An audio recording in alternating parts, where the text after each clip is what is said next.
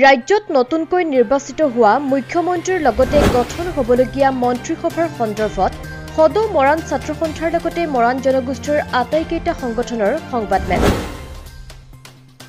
সদ্য ঘোষিত অসম বিধানসভা নিৰ্বাচনৰ ফলাফলৰ পাছত বহু প্ৰতীক্ষাৰ অন্তত যোৱাকালি ভাৰতীয় জনতা পাৰ্টীৰ কেন্দ্ৰীয় আৰু ৰাজ্যিক নেতৃত্বই ডক্টৰ হিমন্ত বিশ্ব শৰ্মাক বিধায়িনী দলৰ নেতা হিচাপে নিৰ্বাচিত কৰে। ডক্টৰ হিমন্ত বিশ্ব শৰ্মাৰ নেতৃত্বত গঠন হোৱা নতুন চৰকাৰখনৰ সন্দৰ্ভত সদৌ মৰাণ ছাত্ৰ সন্থাৰ লগতে মৰাণ জনগোষ্ঠীৰ আটাইকেইটা সংগঠনে আজি বৰগুৰিস্থিত বডৌচা ভৱনত এক সংবাদমেল আয়োজন কৰে। উক্ত সংবাদমেলৰ জৰিয়তে নতুন চৰকাৰখনক অভিনন্দন জ্ঞাপন কৰে।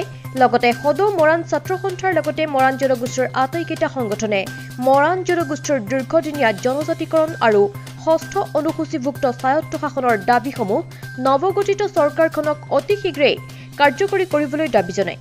ইয়াৰ লগতে অসম বিধানসভালৈ চতুৰ্থবাৰৰ বাবে নিৰ্বাচিত হোৱা শদিয়া সমষ্টিৰ বিধায়ক বলিন চেতিয়াক মন্ত্ৰিত্ব প্ৰদান কৰিবলৈ আৰু সদৌ মৰাণ ছাত্ৰ সন্থাৰ প্ৰাক্তন সভাপতি তথা উত্তৰ পূৰ্বাঞ্চলৰ বলিষ্ঠ নেতা অৰুণজ্যোতি মৰাণক মৰ্যাদা সহকাৰে ৰাজ্যসভাত সাংসদ হিচাপে বিবেচনা কৰিবলৈ দাবী জনায়।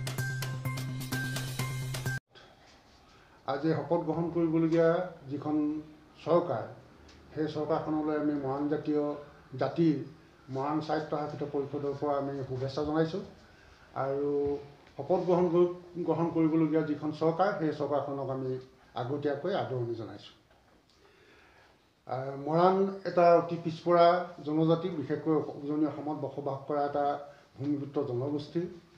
আৰু এই জনগোষ্ঠীটোৰ সৰ্বাংগীন বিকাশৰ অৰ্থে জনগোষ্ঠীটোক প্ৰতিনিধিত্ব কৰা সংগঠনকেইটাই বিভিন্ন সময়ত বিভিন্ন আন্দোলন কৰি আহিছে। আৰু 2005 চনৰ পৰা অৰ্থাৎ 2005 চনৰ পৰা এই মৰাণ জনগোষ্ঠীক স্বায়ত্ত শাসন প্ৰদান কৰিবৰ কাৰণে মৰাণ জনগোষ্ঠীক প্ৰতিনিধিত্ব কৰা সংগঠনকেইটাই দাবী জনাই আহিছিল।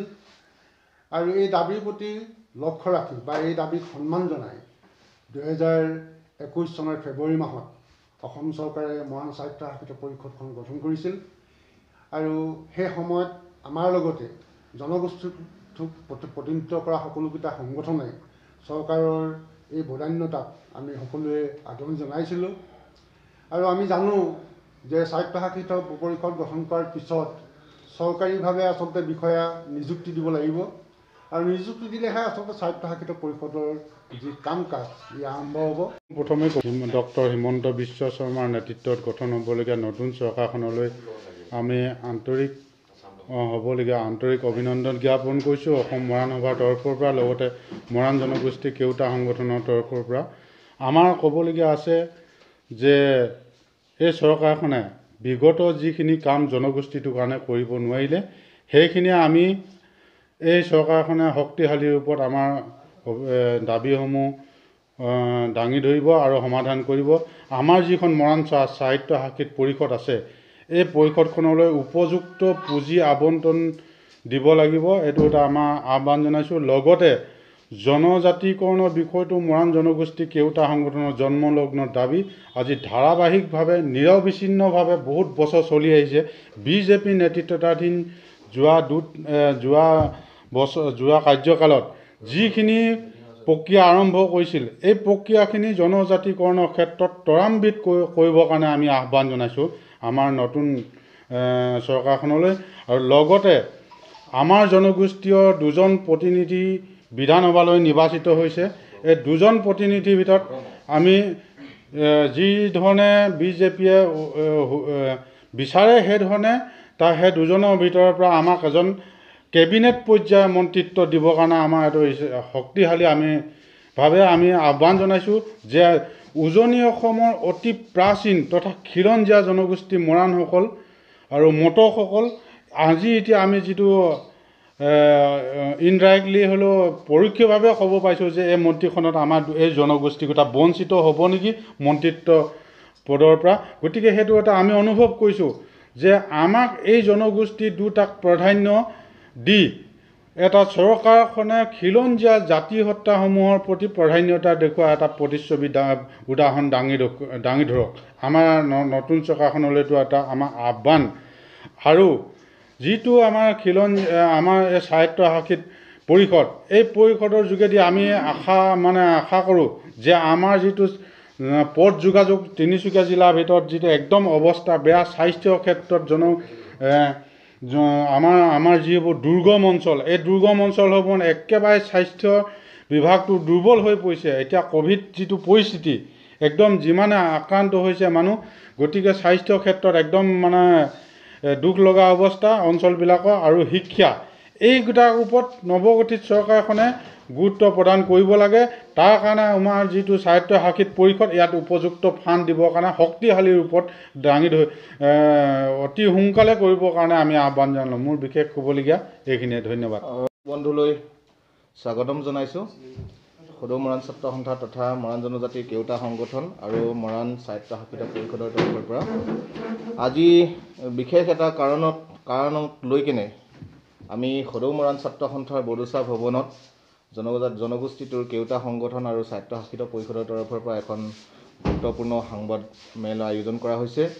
আৰু এই গুৰুত্বপূৰ্ণ সংবাদ মেলখনত উপস্থিত আছে আমাৰ সদৌ মৰাণ ছাত্ৰ সন্থাৰ সভাপতি সম্পাদকৰ লগতে অসম মৰাণ সভাৰ ভাৰপ্ৰাপ্ত সভাপতি আমাৰ ৰাজীৱ বৰা ডাঙৰীয়া আছে, মই চিনাকি কৰি দিছোঁ। আৰু মৰাণ স্বায়ত্তশাসিত পৰিষদৰ মুখ্য কাৰ্যবাহী সদস্য দীপন মৰাণ ডাঙৰীয়া আমাৰ মাজত আছে, মই চিনাকি কৰি দিছোঁ। সদৌ মৰাণ ছাত্ৰ সন্থাৰ সাধাৰণ সম্পাদক মুনীন দুৱৰা চিনাকি কৰি দিছোঁ। অৰূপ মৰাণ অসম মৰাণ সভাৰ সহকাৰী সম্পাদক আমি চিনাকি কৰি দিছোঁ। আৰু মৰাণ স্বায়ত্তশাসিত পৰিষদৰ সদস্য শান্তনু মৰাণ আমি চিনাকি কৰি দিছোঁ। আৰু এতিয়া আহিছোঁ আমি মূল কথাখিনিলৈ, আজি সংবাদ মেল আয়োজন কৰাৰ উদ্দেশ্যলৈ। প্ৰথমতেই মই যোৱাকালি বিজেপি দলৰ বিধায়িনী দলে এইবাৰৰ কাৰণে অহা 5 বছৰৰ কাৰণে ডক্টৰ হিমন্ত বিশ্ব শৰ্মাক নেতৃত্বত চৰকাৰ গঠন কৰিবলৈ গৈছে। আৰু এই মুহূৰ্তত আমি এই নতুনকৈ গঠন হ'বলগীয়া চৰকাৰখনক আমি উষ্ম আদৰণি জনাইছোঁ মৰাণ জনগোষ্ঠীৰ কেওটা সংগঠনৰ তৰফৰ পৰা আৰু মৰাণ স্বায়ত্তশাসিত পৰিষদৰ তৰফৰ পৰা। আৰু আমি আশা কৰিছোঁ যে বিগত চৰকাৰখনে যিখিনি মৰাণ জনজাতিৰ কাৰণে যিখিনি কাম কৰি গ'ল আৰু যিখিনি কাম কৰিবলগীয়া এতিয়াও আছে, জনজাতিকৰণৰ মৰ্যাদা, ষষ্ঠ অনুসূচীভুক্ত স্বায়ত্তশাসন প্ৰদান কৰা, এই কামখিনি যাতে স্থবিৰ নহয়, সমান্তৰালভাৱে সমান গতিৰে যাতে আগবাঢ়ি যায়, তাৰ কাৰণে মই চৰকাৰৰ প্ৰতি আহ্বান জনাইছোঁ আগতীয়াকৈ। তাৰ লগে লগে যোৱাবাৰ যিহেতু স্বায়ত্তশাসিত পৰিষদ যোৱাবাৰ চৰকাৰখনে মৰাণ জনজাতিৰ কাৰণে প্ৰদান কৰিছিল, আৰু স্বায়ত্তশাসিত পৰিষদখনো সদৌ মৰাণ ছাত্ৰ সন্থাকে প্ৰমুখ্য কৰি মৰাণ জনজাতিৰ কেওটা সংগঠনে আমি আদৰণি জনাইছিলোঁ আৰু চৰকাৰৰ প্ৰতি আমি কৃতজ্ঞতা আৰু ধন্যবাদ জনাইছিলোঁ। কিন্তু এতিয়া কথাটো হ'ল কি, যে যিখন চৰকাৰ বিজেপি চৰকাৰ যোৱাবাৰো আছিল, যিহেতু আৰু এইবাৰো ডক্টৰ হিমন্ত বিশ্ব শৰ্মাৰ মুখ্যমন্ত্ৰীৰ নেতৃত্বত বিজেপি চৰকাৰে গঠন কৰিছে ৰাজ্যত। গতিকে আমি আশা কৰিছোঁ স্বায়ত্তশাসিত পৰিষদত পৰ্যাপ্ত পুঁজি আবণ্টন দি কেনে মৰাণ জনজাতিৰ যাতে সৰ্বাংগীন উন্নয়ন কৰিব পৰা যায়, শৈক্ষিক হওক, সামাজিক হওক, ক্ৰীড়া হওক, বৌদ্ধিক হওক, সকলো ক্ষেত্ৰতে যাতে আগবঢ়াই লৈ যাব পৰা হয়, উন্নয়ন কৰিব পৰা হয়, তাৰ কাৰণে পৰ্যাপ্ত পুঁজি আবণ্টন দিবৰ কাৰণে আমি এই চেগতে নতুন চৰকাৰখনলৈ আমি অনুৰোধ জনাইছোঁ। আৰু তাৰ লগে লগে যে উজনি অসমত বসবাস কৰা মৰাণ মটকসকলে এটা শক্তিশালী স্থিতিত অৱস্থান কৰি আছে। আৰু এই চৰকাৰখনক যোৱাবাৰৰ বিজেপি চৰকাৰখনৰ প্ৰতি পূৰ্ণ সমৰ্থন জনাই আহিছিল। আৰু এইবাৰো আমি এই সংকটৰ সময়তো যে এটা প্ৰতিষ্ঠান বিৰোধী ঢৌ থকা স্বত্তেও মৰাণ জনজাতিৰ লোকসকলে এই বিজেপি চৰকাৰখনক পূৰ্ণ সমৰ্থন দি আহিছিল। আৰু তাৰ কাৰণেই যে তিনিচুকীয়া জিলা কেওটা সমষ্টিতেই মৰাণ প্ৰধান অঞ্চলৰ এই সমষ্টিসমূহত বিজয় সাব্যস্ত বিজেপিৰ MLA হ'বৰ কাৰণে সক্ষম হ'ল। আৰু সেইকাৰণে আমি এই মুহূৰ্তত এটা কথা আমি চৰকাৰৰ প্ৰতি আমি বিনম্ৰভাৱে আহ্বান জনাইছোঁ যে যিহেতুকে মৰাণ জনজাতিৰ পৰা আজি তাৰিখলৈকে কোনো এখন চৰকাৰৰ মন্ত্ৰীসভাত মন্ত্ৰিত্ব পাবলৈ সক্ষম হোৱা নাই, গতিকে এইবাৰ যিহেতু মৰাণ জনজাতিৰ পৰা 4বাৰকৈ অসম বিধানসভালৈ নিৰ্বাচিত হোৱা শদিয়া সমষ্টিৰ সন্মানীয় বিধায়ক বলিন চেতিয়া ডাঙৰীয়াক মন্ত্ৰীসভাত অন্তৰ্ভুক্ত কৰিবৰ কাৰণে আমি আহ্বান জনাইছোঁ আৰু এইটো মৰাণ জনজাতিৰ কেওটা সংগঠনৰ দাবী তাৰ লগে লগে স্বায়ত্তশাসিত পৰিষদৰ পৰাও এইটো আহ্বান জনোৱা হৈছে গতিকে আৰু মৰাণ জনজাতিৰ লোকসকল যেহেতু আপোনালোকে জানেই যে অসমবাসীয়ে জানে যে অতি পিছপৰীয়া অঞ্চলত পিছপৰি আছে শৈক্ষিকভাৱে ৰাজনৈতিকভাৱে সামাজিকভাৱে সংস্কৃতিৰ দিশতো আমি আমাৰ যি ভাষা সংস্কৃতি যি লুপ্তপ্ৰায় অৱস্থাত আছে গতিকে পুনৰুদ্ধাৰ কৰিবৰ কাৰণে এই সমস্যাসমূহ সমাধান কৰিবৰ কাৰণে চৰকাৰক আহ্বান জনাইছোঁ তাৰ লগে লগে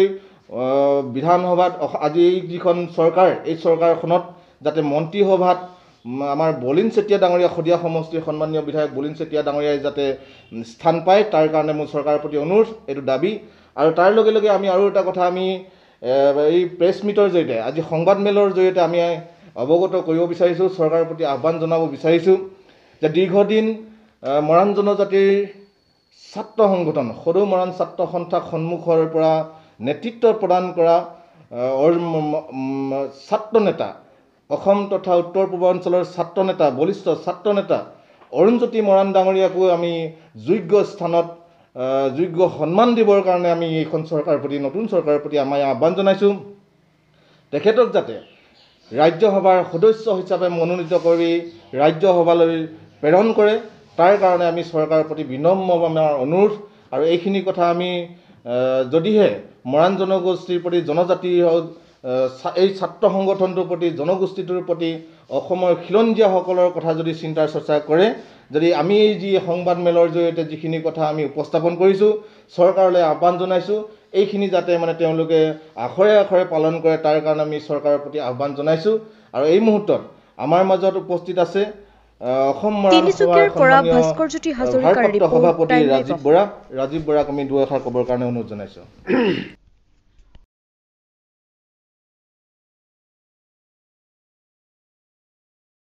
মিলন ব্ৰেণ্ডৰ দ্বাৰা উৎপাদিত মছলা চাহপাত ধূপকাঠি ফিনাইল আৰু আচাৰ হৈছে অতি উন্নত মানৰ অসমৰ প্ৰতিখন জিলাত ডিলাৰ আৰু ডিষ্ট্ৰিবিউটৰৰ বাবে যোগাযোগ কৰক